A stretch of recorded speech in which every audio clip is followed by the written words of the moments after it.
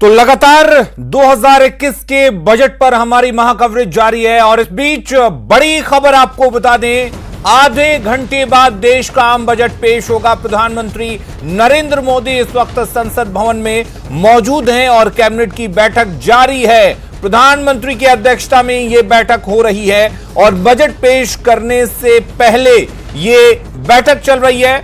11 बजे देश का आम बजट पेश होगा। वित्त मंत्री निर्मला सीतारमण आज पेपरलेस बजट पेश करेंगी।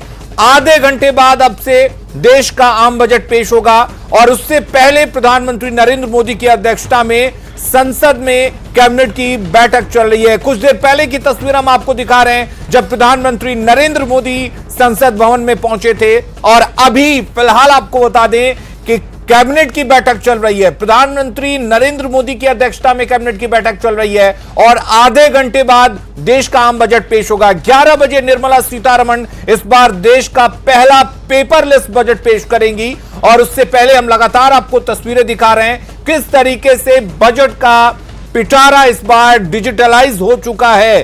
और आपको बता दें कैबिनेट की इस बैठक में बजट को मंजूरी दी जाएगी और उसके बाद 11 बजे यह बजट संसद भवन में पेश किया जाएगा, आम बजट।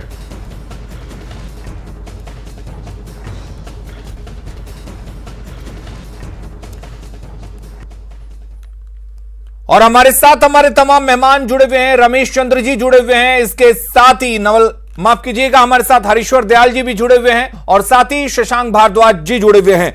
सबसे पहले रमेश जी आपके पास आएंगे एक बार फिर से। प्रधानमंत्री नरेंद्र मोदी ने जो आखिरी बार मन की बात की थी उसमें आधुनिक कृषि की बात की थी। उन्होंने यह कहा था कि खेती को आधुनिक बनाने के लिए कई कदम उठाए जा रहे हैं। तो क्या लगता है इस बार ई मंडी या इस तरीके से किसानों को आधुनिक बनाने के लिए, खेती को आधुनिक बनाने के लिए कोई बड़ी घोषणाएं हो सकती हैं?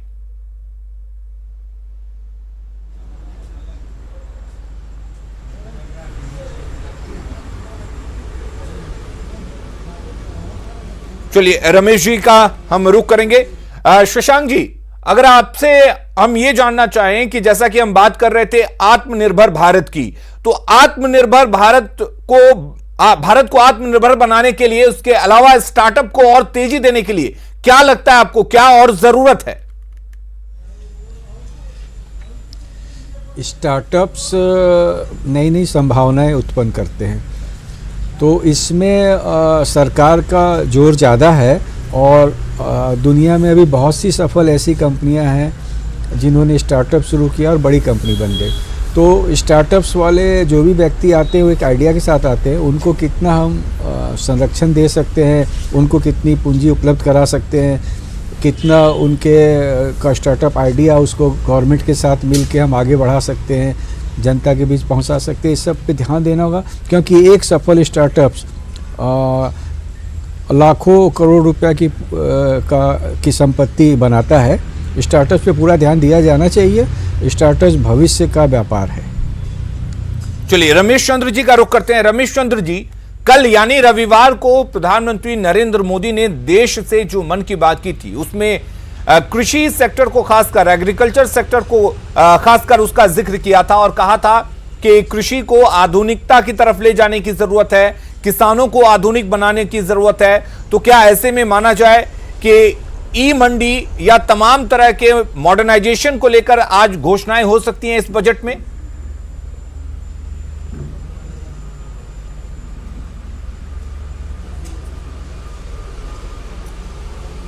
चलिए शायद हमारी आवाज नहीं पहुंच पा रही है।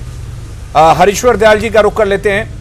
हरीश्वर दयाल जी, आपको क्या लगता है जिस तरीके से कोरोना काल में यह बजट इस बार पेश हो रहा है और रोजगार की संभावनाएं लोग लगातार तलाश रहे हैं क्योंकि इस कोरोना संकट ने कई लोगों का रोजगार छीन लिया, तो ऐसे में क्या कुछ घोषणाएं हो सकती हैं लोगों के रोजगार के लिए?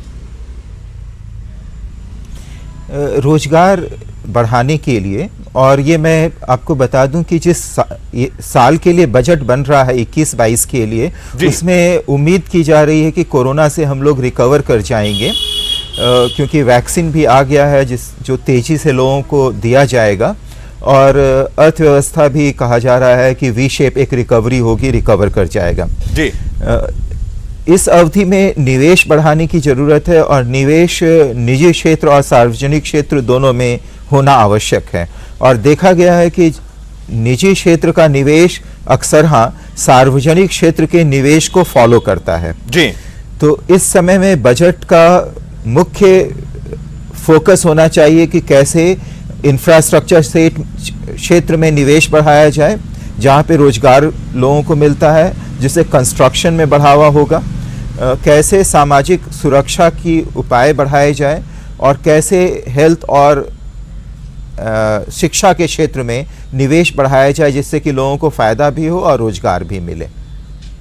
चलिए, हमारे साथ साकेत जुड़ गए हैं, हमारे सहयोगी। साकेत, रेल बजट को लेकर काफी उम्मीदें हैं, क्या कुछ उम्मीद कर रहे हैं लोग? खासकर अगर हम बात करें पटना की, पटना स्टेशन पर काफी गहमा गहमी रहती है।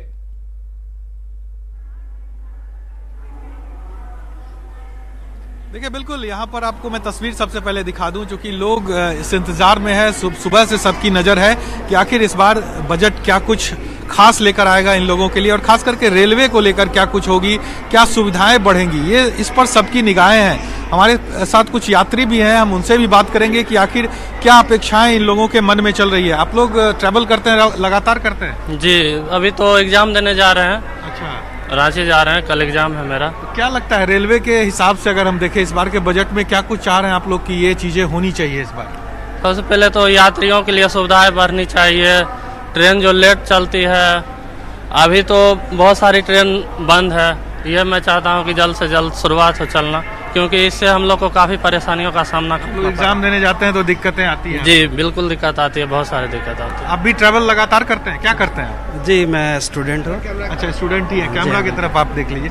ये बताइए कि क्या कुछ इस बार अपेक्षाएं होंगी आप लोगों की बजट से, आम बजट से?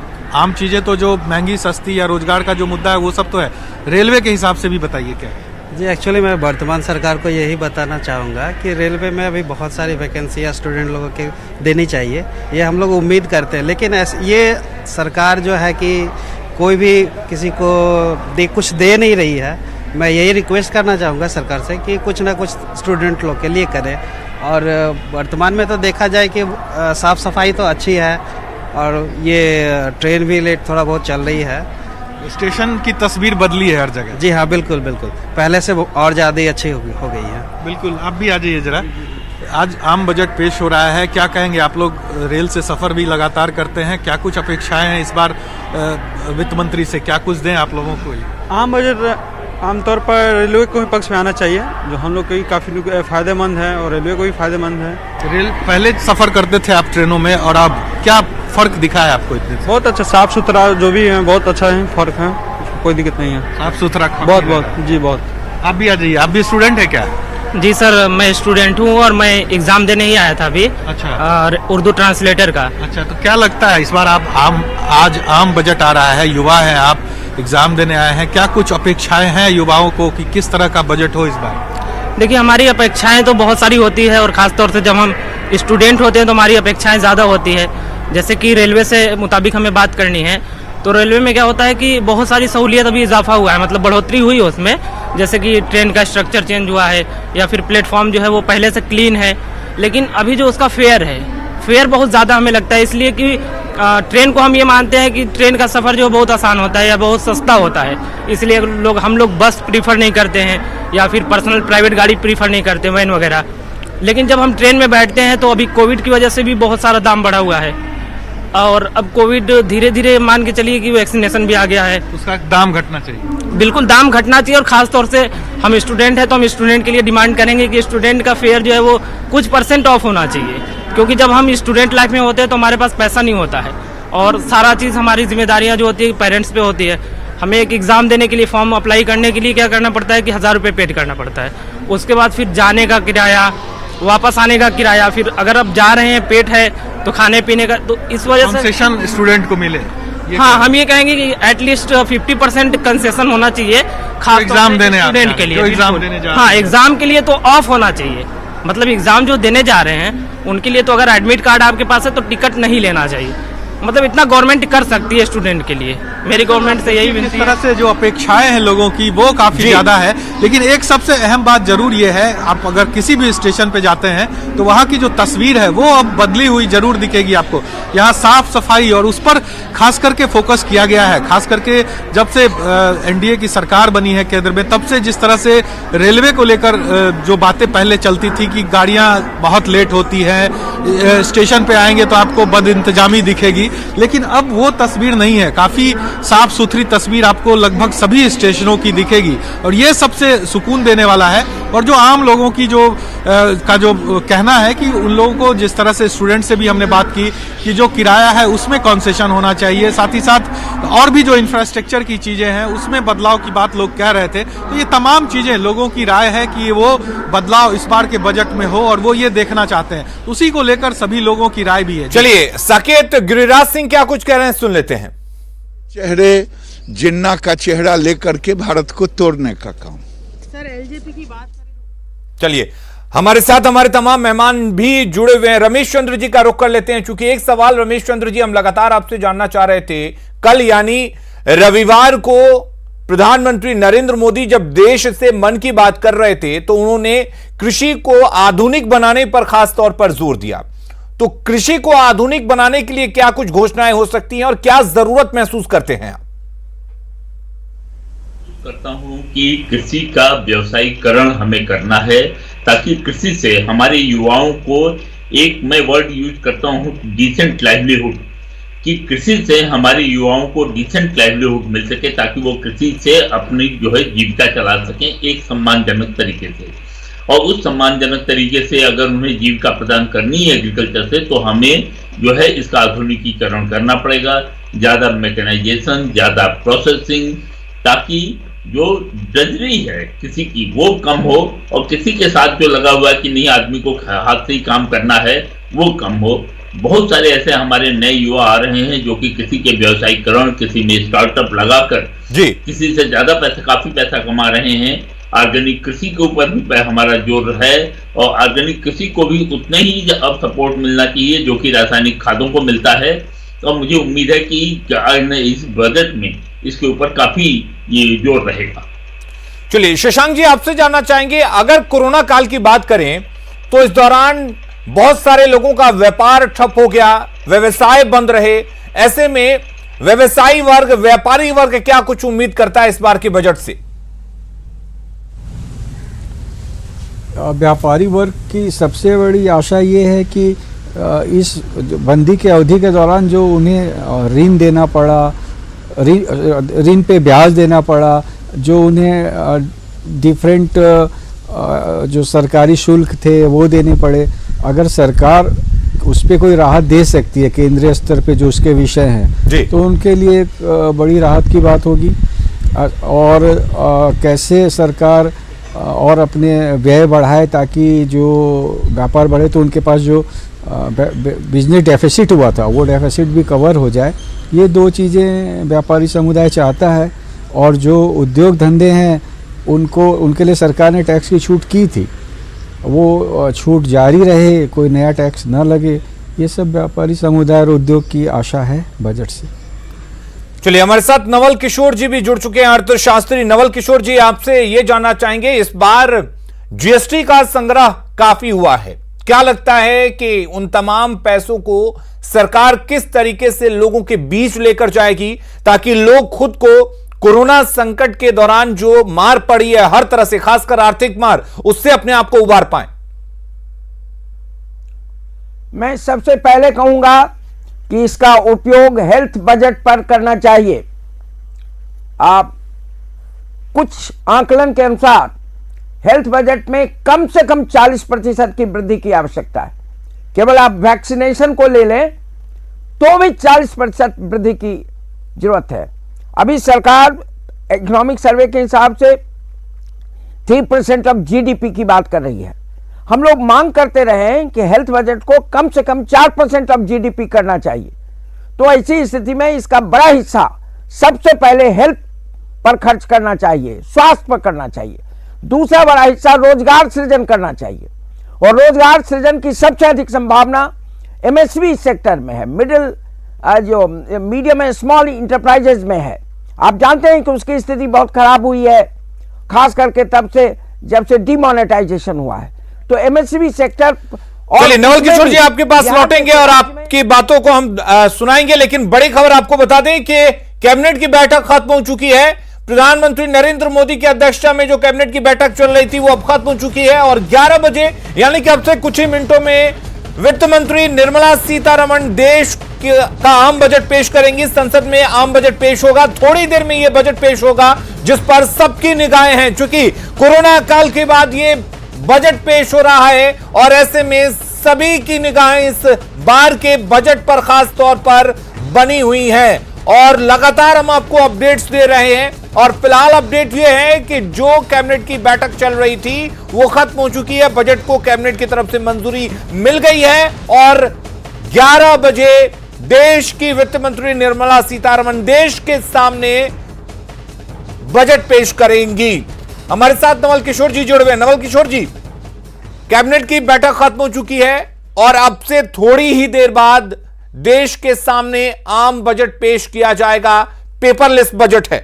जी जी, मैं जैसा कह रहा था कि जो दूसरी बड़ी चुनौती है रोजगार की, जो आम आदमी को कंसर्न करता है, उस रोजगार को बढ़ाने के लिए बजट में प्रावधान होना चाहिए। मनरेगा पर जो एलोकेशन है उसको बढ़ाना चाहिए जी। MSME sector, medium and small, इसमें स्मॉल सेक्टर जो है उसमें निवेश करना चाहिए, उस पर खर्च करना चाहिए।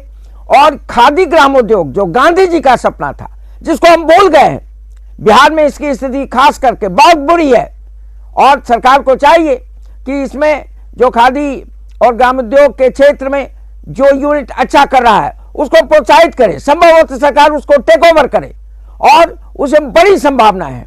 और तीसरी बात जो मैं कहना चाहता हूं, कृषि संकट आज भी बना हुआ है। भले कृषि का पॉजिटिव रेट है कोरोना काल में, लेकिन उसको आगे ले जाने की संभावनाएं बहुत हैं। Second green revolution eastern India में होना था, बिहार उसका पार्ट है और उसके लिए कोई प्रयास नहीं हो रहा। इसलिए हेवी इन्वेस्टमेंट करना चाहिए कृषि क्षेत्र में, खास करके second green revolution eastern India में जिसका पोटेंशियल है। आप जानते हैं नॉर्थ वेस्टर्न इंडिया में जो उसका लिमिट रीच कर गया है, स्वाभाविक है कि हम अपेक्षा करेंगे कृषि क्षेत्र में व्यय होना चाहिए, अधिक आवंटन होना चाहिए, खास करके जो उसका इंफ्रास्ट्रक्चर है, इरिगेशन नेटवर्क को इम्प्रूव करना चाहिए, नई बीज के उत्पादन पर जोर देना चाहिए और जो मॉडर्नाइजेशन की बात करते हैं तो वो सरकार को चाहिए। चलिए, बिल्कुल कई अपेक्षाएं हैं, कई उम्मीदें हैं और सभी की हैं और हर सेक्टर इस बार के बजट से उम्मीद लगाए बैठा हुआ है। हमारे साथ अविनाश जुड़े हुए हैं जो इस वक्त झारखंड चैंबर ऑफ कॉमर्स में मौजूद हैं। अविनाश, आपसे जानना चाहेंगे क्या कुछ व्यापारी वर्ग इस बार के बजट से उम्मीद लगाकर बैठा है, क्योंकि कोरोना काल के दौरान व्यवसायियों को, व्यापारियों को काफी ज्यादा नुकसान हुआ है, कईयों का व्यापार बंद हो गया, कईयों का व्यवसाय बंद हो गया। ऐसे में उम्मीदें कितनी ज्यादा हैं?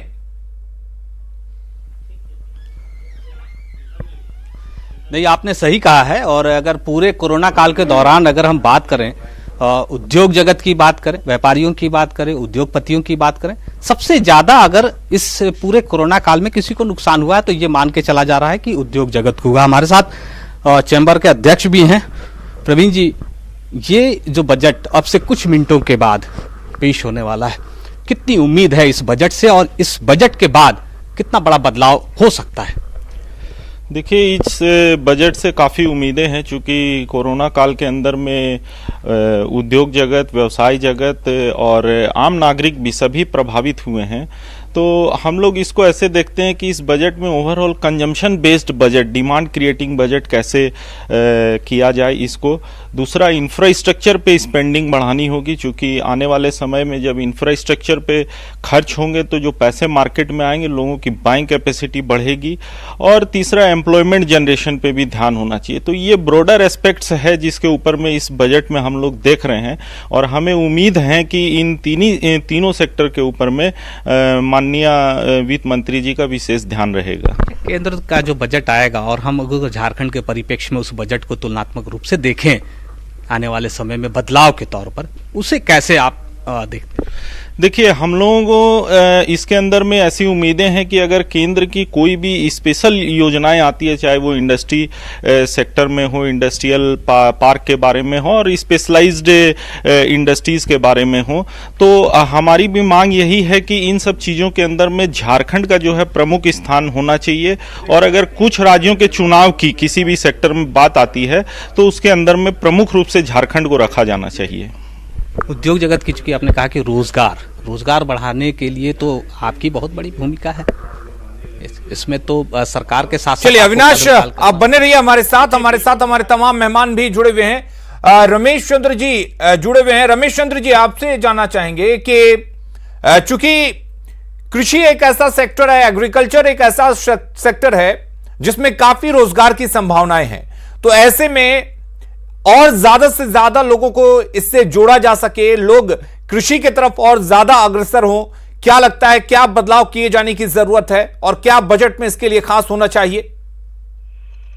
जैसा मैंने पहले कहा कि सबसे इंपॉर्टेंट है कि हम दो चीजों पे कृषि में और ज्यादा जोर दें, वो है एक, दूसरा फूड प्रोसेसिंग और तीसरा कृषि से इंफ्रास्ट्रक्चर जो कृषि का है वो है उसमें स्टोरेज और कोल्ड चेन। जैसे हम बात कर रहे थे कि नई सब्जियों और फ्रूट्स की, जो हमारी सब्जियां, हमारे किसान सब्जियां और फ्रूट्स उगाते हैं, उनको वो वाजिब दाम नहीं मिल पाता जिसको वो हकदार होते हैं, क्योंकि जल्दी सब्जियां खराब हो जाती हैं, हमारे पास कोल्ड चेन और ट्रांसपोर्ट की पूरी व्यवस्था नहीं है। ऐसा उसमें हमें इन्वेस्टमेंट की सख्त जरूरत है ताकि हमारे किसान जो पैदा करते हैं वो उनका सही दाम पे मार्केट तक पहुंच सके और उसमें वेस्टेज कम हो। आपको पता होगा कि टोटल वेस्टेज जो हमारा इसमें होता है वो है करीब 63,000 करोड़, 63,000 करोड़ रुपए का सामान हमारा बर्बाद हो जाता है केवल इस इंफ्रास्ट्रक्चर की कमी के कारण। तो इसमें मुझे उम्मीद है कि इंफ्रास्ट्रक्चर पे जोर होगा और इंफ्रास्ट्रक्चर जब क्रिएट होगा। चलिए, हमारे तमाम मेहमान हमारे साथ जुड़े हुए हैं और इस बीच बड़ी खबर आपको बता दें, अब से कुछ ही मिनटों में देश के सामने आम बजट पेश होगा। हर वर्ग इस बार इस बजट से उम्मीदें लगाए बैठा हुआ है, चाहे वो व्यापारी वर्ग हो, युवा वर्ग हो, महिलाएं हो, हर कोई इस बार के बजट से खास तौर पर उम्मीद लगाकर बैठा है, क्योंकि कोरोना काल में आर्थिक मार सभी को पड़ी है। ऐसे में उम्मीद है कि इस बार का बजट उम्मीदों से बढ़कर होगा। लगातार हमारी बजट पर नजर बनी हुई है। थोड़ी ही देर में, कुछ ही मिनटों में वित्त मंत्री देश के सामने आम बजट पेश करेंगी। तो अब से करीब 10 मिनट बाद देश का आम बजट पेश होगा और इससे पहले कैबिनेट की बैठक हुई प्रधानमंत्री नरेंद्र मोदी की अध्यक्षता में, जिसमें बजट को मंजूरी दी गई और अब से करीब 10 मिनट बाद बजट पेश होगा। देश का आम बजट आम लोगों के लिए पेश किया जाएगा और लगातार इस पर बड़ी नजर हमारी बनी हुई है, बड़ी कवरेज लगातार जारी है। आप बने रहिए हमारे साथ।